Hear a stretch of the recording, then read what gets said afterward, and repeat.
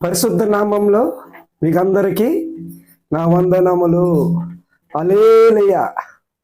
మరి రాజుగారు చెప్పుకున్నాను. ఏ రాజుగారు అంటే హిజ్కియా రాజుగారికి ఏమొచ్చింది? మరణ రోగం వచ్చింది. మరణ రోగం వస్తే ఆ కోటలో అందరూ పనివారందరూ చెప్పుకుంటున్నారు ఏమని? మన రాజుగారు రోజు రోజుకి నీరసం అయిపోతున్నారు, రోగం ఎక్కువైపోతుంది, చనిపోతాడు అని చెప్పుకుంటున్నారు.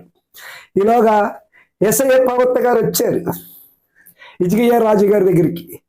ఆ రాజుగారిని ఏమన్నారంటే, హిజ్కియా రాజుగారిని, నీకు ఇచ్చిన సమయం అయిపోయింది, నీకు ఇచ్చిన ఆవుసు అయిపోయింది, నువ్వు ఇల్లంతా చక్కబెట్టుకో అని చెప్పినప్పటికీ యేసయ్య ప్రవక్త గారు వెళ్ళిపోయారు. హిజ్కియా రాజుగారు గోడ తట్టు కన్నీరు మున్నీరు ప్రార్థన చేస్తున్నాడు. యెహోవా దేవుడు ఆలకించాడు. ఆలకించి యేసయ్య ప్రవక్త హిజ్కియా రాజుగారి గుమ్మం దాటక ముందే మాట్లాడుతున్నారు యేసయ్య ప్రవక్తతో. హిజ్కియా రాజుగారికి 15 సంవత్సరాలు ఆవుసు పెంచాను, వెళ్ళి చెప్పు అన్నప్పటికీ యేసయ్య ప్రవక్త పరుగులాడుతూ వెళ్తుంటే ఇలాగా హిజ్కియా రాజుగారు చూశారు. చూసినప్పటికీ నాకు శుభవార్త చెప్తాడని ఎదురు చూశాడు. హిజ్కియా రాజు దగ్గరికి వెళ్ళి యేసయ్య ప్రవక్త ఏమంటున్నాడు? యెహోవా దేవుడు నీకు 15 సంవత్సరాలు ఆవుసు పోసాడు అన్నాడు. నాకు రుజువేంటి అని హిజ్కియా రాజు గారు అడిగారు.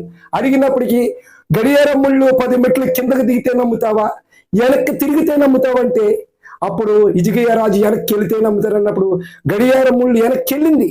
అప్పుడు హిజ్కియా రాజు నమ్మాడు. నేను సన్నిధికి వెళ్తానా అని యేసయ్య ప్రవక్తను అడిగాడు. నువ్వు సన్నిధికి నిశ్చింగా వెళ్తావన్నాడు. నిశ్చింగా వెళ్ళాడు. అప్పుడు అందరూ ఆ కోటలో అందరూ హిజ్కియా రాజు గారిని చూసి సంతోషపడ్డారు, ఆనందం పడ్డారు. కొత్త కీర్తన రాశాడు.